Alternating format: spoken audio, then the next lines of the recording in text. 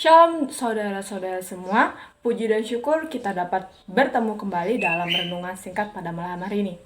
Renungan singkat yang saya ambil pada malam hari ini dengan tema Bersabarlah dalam kesesakan yang terdapat dalam Roma 12 ayatnya yang ke-12 yang berbunyi demikian. Bersukacitalah dalam pengharapan, sabarlah dalam kesesakan, dan bertekunlah dalam doa. Kehidupan saat ini yang kita jalanin bagi umat Kristen adalah ibarat padan gurun yang harus kita tempuh. Seperti juga bangsa Israel yang harus menempuh kehidupan padan gurun selama 40 tahun. Dalam menempuh selama 40 tahun tersebut, bangsa Israel menghadapi banyak sekali suka dan duka, banyak sekali cobaan yang mereka harus jalanin.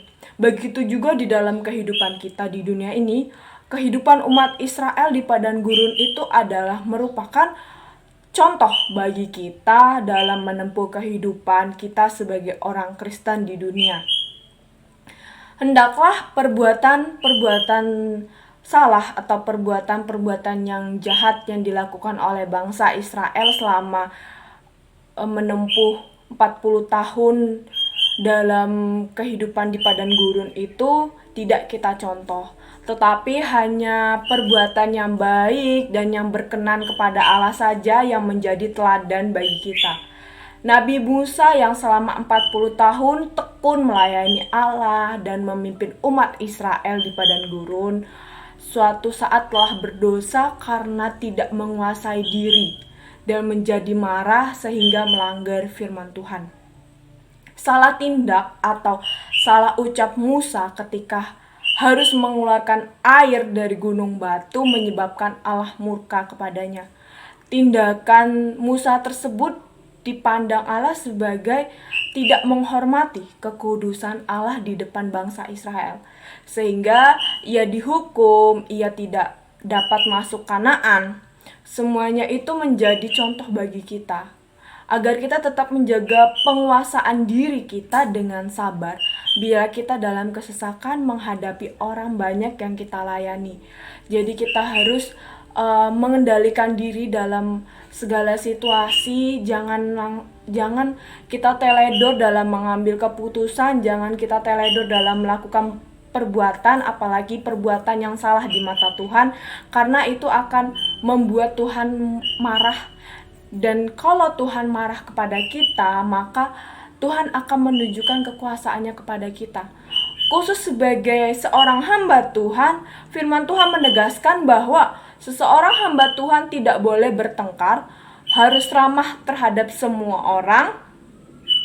Karena itu perlu sekali kesabaran yang kita miliki dalam menempuh padang gurun yang penuh percobaan ini, agar kita dapat menempuh semua itu dengan penuh dengan sukacita, dengan kebahagiaan.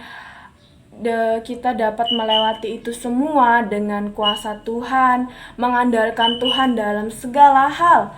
Dan jangan pernah melupakan campur tangan Tuhan. Ingat bahwa kita masih memiliki Tuhan, kita masih bisa mencurahkan apapun masalah kita terhadap Tuhan. Karena di dalam Roma tadi mengatakan bahwa bersukacitalah dalam pengharapan, sabarlah dalam kesesakan, dan bertekunlah dalam doa. Karena Tuhan sendiri yang telah menjanjikan bahwa jika kita hidup percaya kepada Tuhan, maka akan mendapatkan sebuah pengharapan. Jadi kita tidak boleh putus harapan kepada Tuhan.